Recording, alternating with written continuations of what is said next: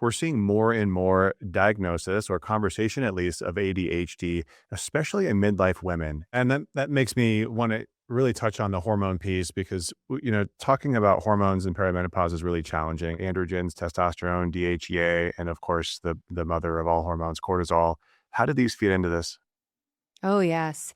So testosterone's such an interesting one because it can actually go when progesterone goes. So everybody always thinks perimenopause is about estrogen, and eventually it is, but testosterone can be involved. And any woman who loses her testosterone can lose muscle mass. They can certainly feel like they no longer can set boundaries. This is a woman who's easy. She's a pushover, people pleaser, easy to walk all over. And I'm not saying that to be a dig on anybody. This is just how your hormones, they're basically your besties. Like they give you superpowers. But the other thing is that what we see with ADHD is that when testosterone is low, women cannot self motivate. Once they get started, which is so hard, they can't follow through. They run out of steam too early. They wake up. It doesn't matter if they sleep. They're still feeling tired. They don't feel like they just have anything to give. Like they'll feel very emotionally flat. And testosterone is so crucial in women's health. I'll use myself as an example. I had this accident and had to have knee surgery last year. And my orthopedic surgeon would not release me because he's like, you're losing muscle mass and you're losing strength. And like, I cannot discharge you. I'm very concerned about this. So you were trying all kinds of things. I'm doing stims, I'm restricting oxygen, still strength training, not putting on muscle. And finally, I'm like, I need to test my hormones. Sure enough, total testosterone, free testosterone is low, sex hormone binding globulin normal, DHEA sulfate is low. I am not making it. I don't have production. And, is it a crossroads of like, I know how to increase testosterone naturally. Maybe I should do that. Then I realized you're in your mid 40s. You cannot afford to lose muscle mass. And if you don't put it on quick, you're going to be in a really scary place. I'm already a small person. I'm not trying to die of a hip fracture. So I started testosterone, tiny amount. Within 3 months, I gain a centimeter circumference on my thighs just from doing the same exact routine, eating all the protein, strength training 3 times a week. And I actually was able to put on muscle mass. Now, why is this important to hear? Because my estrogen and progesterone are totally normal. When I test them, and I keep testing them because I'm like waiting for the ball to drop in perimenopause, totally normal. But it was testosterone that it started with. And testosterone is responsive to stress. So going through surgery is stressful. And it may have been the straw that broke the camel's back so that my body's like, we just can't keep up with the testosterone production anymore. If I was 10 years younger, let's work on that naturally. But at this age, we can't. And I will just say, as someone with an ADHD brain and having worked with enough patients, I will always warn you for the first 2 weeks of testosterone, even if the dose is totally right, you will be more impulsive. Hide your credit card. I almost got a puppy. I instead got 2 pairs of sequins pants. I never wear. Okay. But like you have to be careful with it because it is that male archetype of ADHD. You will experience it. It's why we see PCOS, formerly known as PCOS, now PMOS. We see those women are reported in the research of having higher incidence of ADHD. And I always question, do they actually have higher incidence of ADHD, or is it that their androgens are so high that they are hyperactive, impulsive, bouncing off the walls, like they look like what ADHD They should look look like like? male ADHD. Yeah. Right. Exactly. Hmm. And so, is your point about cortisol. Cortisol is, before we recorded, I told you that I have this ADHD hormone profile quiz within the book to help women understand what hormone is really driving these ADHD symptoms. And cortisol is absolutely one of those as well. So, cortisol can affect all of your other hormones negatively. The interesting thing about cortisol, short-term acute cortisol, it's going to get your dopamine just right. This is why ADHDers will like procrastinate until the last minute and then they like produce phenomenal work because they needed that cortisol surge to get the dopamine surge. But chronic cortisol is actually going to clear your dopamine. So you have your cells, between the cells, that's where dopamine's hanging out, should be communicating. Chronic cortisol will clear that faster and make your receptors less responsive to dopamine. So that sometimes we can see more thrill seeking, more risk taking. Even, in women, this can manifest as binge eating, but they're just trying to get that dopamine fix. My tip to everybody who's like, yes, this is me. Chips and salsa friend. Salsa with the capsaicin, spicy, will actually spike your dopamine and it'll spike your serotonin as well. And so if you're someone who's like, I have to eat, that's my dopamine seeking behavior. Salsa is actually a really good thing for you to reach for because it's going to have vitamin C, it's going to have all these great things about it. It's low calorie and it's going to bump your dopamine and serotonin and give your brain what it is looking for. But when it comes to cortisol, I think it's important for every man and woman to understand that if you have chronically elevated cortisol, it will tank your testosterone, it will tank your progesterone, and that can leave you exposed to estrogen as well. And as it does that, then we might stumble into having histamine problems, and then we start having more inflammation. And what is the root of all of that is stress. And we know being an ADHD individual in a neurotypical world, it's like being someone that's left-handed. The world wasn't designed for you. So it's inherently a little bit more stressful for you to navigate. And we can see that HPA axis dysregulation. To the testosterone piece, and that's the last thing I'll say is if your testosterone gets low, we can see the hypothalamic pituitary adrenal axis, your stress system, gets upregulated. Because what happens when you lose testosterone? You lose strength. You are no longer able to defend yourself. So the body says, you know, I'm going to err on the side of caution. And we're going to see more things as threats rather than not threats because we need to stay safe. And so you may see your life and be like, it's not really that stressful, but your body is seeing the car that cut you off is the biggest stressor in the world. That noise that you don't know what it is, you haven't identified it. The HPA axis has to pop off because it's like we might be in danger. We're not in a position to defend ourselves. Yeah. I've not thought of testosterone in that way, but that totally makes sense. All the more reason to pursue testing it and treating with it. Can you run us down the kind of treatment strategy that you have, what your framework is for testosterone? Because women right now, the feedback I get is that they can't find it. Their doctors won't prescribe it. They're scared of it. So can you kind of walk me through this paradigm? Yeah. Okay. So when it comes to testosterone, I am a fan of testing because I want to know what the issue is. So, as I explained before, I'm testing total testosterone. That's how much is circulating. Free testosterone is what you're actually utilizing.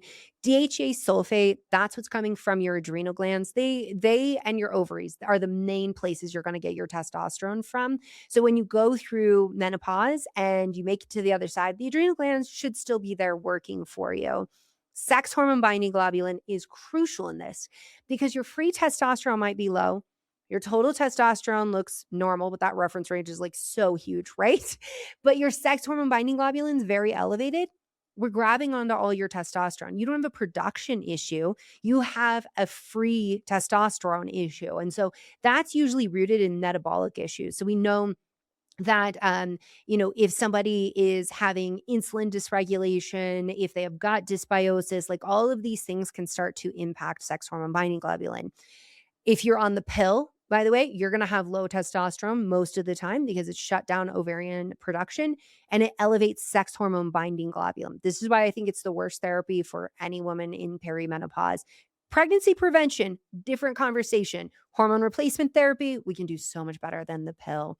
So with testosterone, the other thing I like to look at is DHT, dihydrotestosterone, because if you're making a lot of that and I give you testosterone, you're going to come to me with hair loss. You're going to come to me, probably complaining about acne, oily skin. So, and sometimes we can do something as simple as like just bring in a little saw palmetto in those situations to regulate that 5-alpha reductase activity before jumping to a bigger guns medication that might have more side effects.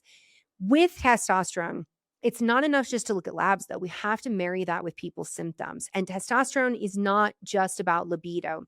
The FDA has only approved it for libido and not just like, oh, I don't feel like having sex. It's that I'm so disinterested in sex that I am distressed about it. Then you can get testosterone. But as we know, testosterone is involved in so many things, including the building of muscle mass. You start to lose muscle mass, there's the risk of osteoporosis and, hip fractures for sure. But we also have the risk of insulin resistance rising. And so there's a lot of reasons we have to consider testosterone. But I will also say it has to be done right. Now, typically, I'm starting with topical testosterone. We do not have in the UK, they just got a women's version of testosterone. We don't have that in the United States. So There's the route of compounding that you can go. That's more costly. A lot of women, I just start them on the male form of testosterone, but at a much smaller dose. So every sachet, you're going to get 10 dosages out of it. And what's great about that is it's going to last you a long time. It's going to be really cheap for you. So we just start with a small amount. So usually it's about a pea size amount that we're using from that. And with that, we've got to hold for 3 months. And this is what's important because women have that whole sachet open. They will say, well, it wasn't really filling it, so I decided to up it. Well, here's the reality about hormones is it can take 3 months before we really know, okay, this is the right dose.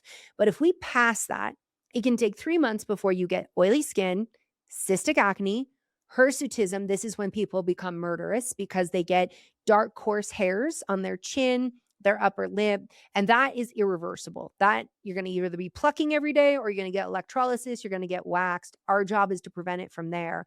So we never want to punch through because the ceiling for you, because the other thing is it's going to take like 3 months for you to come back down from that. So it's better to start at a lower dose for testosterone and go slow. And for most women, they're not going to need much more than that. They're going to stay on that. We call it low dose. It's low dose from the male packet, but it's a normal dose for women.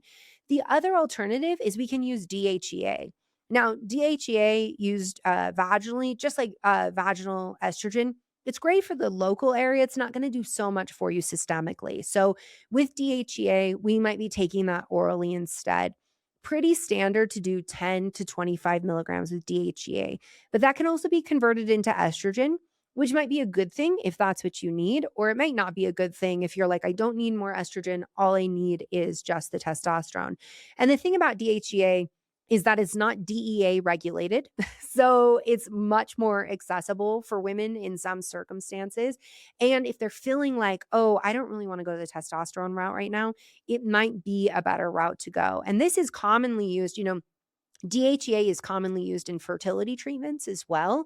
So it's, something that your gynecologist might be much more aware of too, if that's the doctor you're working with, because like I said, it's been researched for fertility treatments. And so it's something that is more ubiquitous, I would say, than testosterone prescribing in that arena.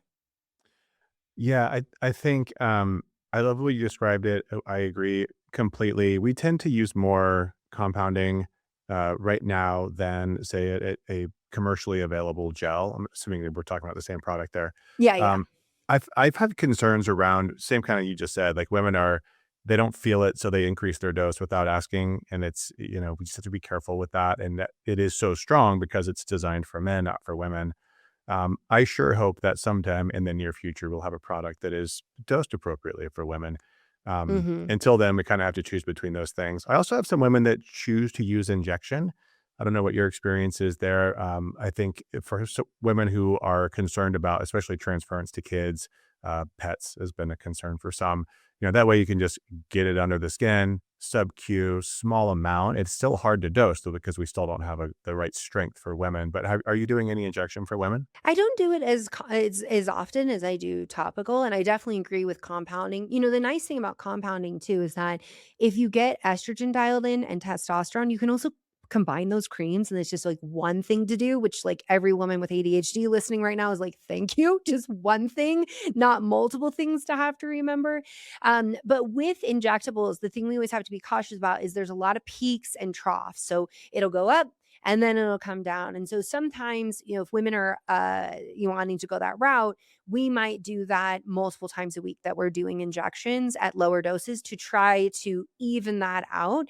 Because again, especially if you're someone who's more hormonally sensitive, you may feel those troughs, the low points, much more than someone else. And then the peaks, like if that's making you more impulsive and you're like, well, I just, did like $2,000 of like buying like whatever the latest like equivalent of beanie babies is online, like that's a problem too, right? And so, there's a lot of nuance to using hormones, but I definitely agree with the transfer concern. It's something that, I say like if you're going to put it, on your ankle, for example, let's put socks on when you use it, wash your hands really well. You're gonna you if you so I will say, if we tell you you can't put on lotion or you have to put this on and you can't take a shower for 2 hours because otherwise it's gonna come off, I need you to know it's gonna come off. And so that's why washing your hands really well, singing the happy birthday song a couple of times, washing your hands. And this is aqueous, so so it's water soluble and it'll come off with soap. So I do think though, you can't just put it on and then be like, okay, I'll go back and wash my hand. Like immediately you have to wash your hands when you put it on. And typically, we tell women, put your testosterone on in the morning. If I have moms and it's like, okay, like you're gonna immediately be picking your kid up, putting him in the car, then maybe you're gonna wake up early. You're going to take a shower. We're going to go through all of that. You put it on immediately before you put on your lotion, and then you've washed your hands and you've had time between there. But sometimes I also just switch to night where it's like, if it's easier for you to remember, if it means you don't touch anyone, just use it at night. Even though we're like, oh, testosterone should be up in the morning, it's not cortisol. It's not going to be like, oh, this is going to keep you up at night.